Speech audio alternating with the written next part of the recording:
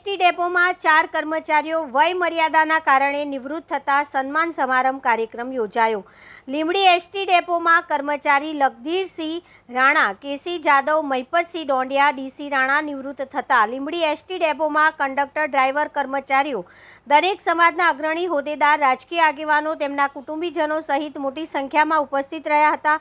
ચારેય નિવૃત્ત કર્મચારીઓને શાલ અને મોમેન્ટો તેમજ કુળદેવીનો ફોટો અર્પણ કરી પુષ્પગુચ્છથી સન્માનિત કરવામાં આવ્યા હતા।